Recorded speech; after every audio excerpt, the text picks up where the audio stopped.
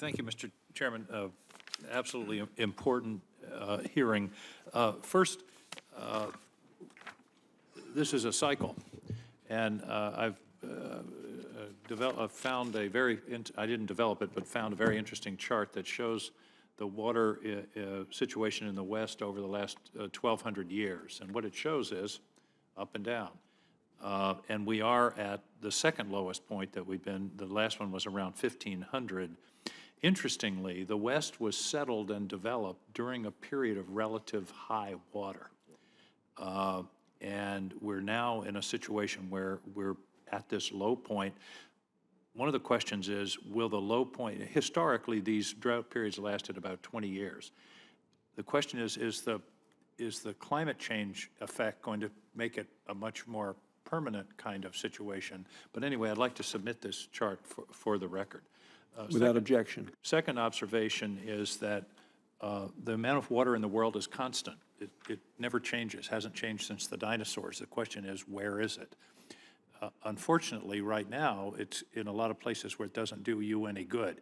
In Greenland, I've flown over Greenland in a helicopter and seen the enormous amount of water. In one day last summer, 8 billion tons of Greenland melted. That's enough to cover Florida in 2 inches of water. And the question is, how do we move water? And Senator Lankford asked the interesting question about pipelines. Now, and obviously, a pipeline from Greenland isn't possible, but from other sections of the country, I think that's something that needs to be discussed. It's not something we've ever thought about before, but we have pipelines for oil and gas, and we do have, in some areas, huge pipelines for transferring water, for example, in New York State down to the city. Desalinization we have to talk about. All that water in Greenland is fresh water that's going into the ocean.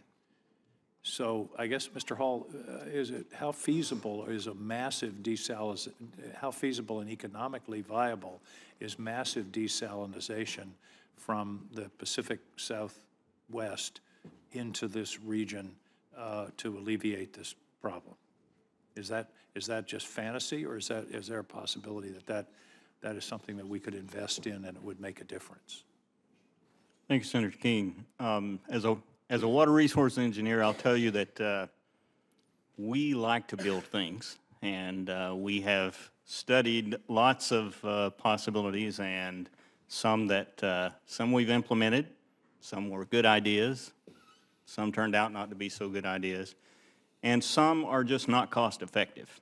And so with respect to pipelines and desalination, that cost issue is certainly a big one.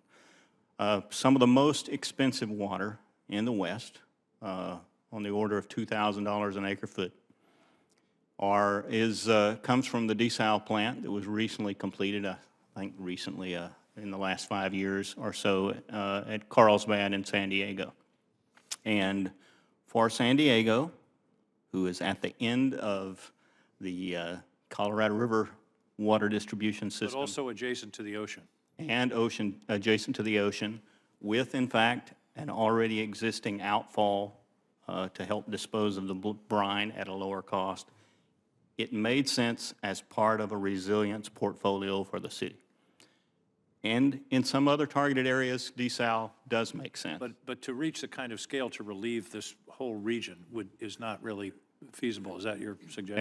At this time, it is not feasible due to cost and other environmental issues. And interestingly, looking at this chart, the drought sections are surrounded on both sides by more water, excessive precipitation, which suggests, as Senator Barrasso talked about, storage, but a lot of storage. I mean, a couple of years won't really solve it if you're talking about a 20 to 40-year cycle. So storage is part of the problem, part of the solution also, isn't it? Certainly, storage can be really valuable, and especially in our current situation, can be a helpful tool in making our deployment of the water more flexible.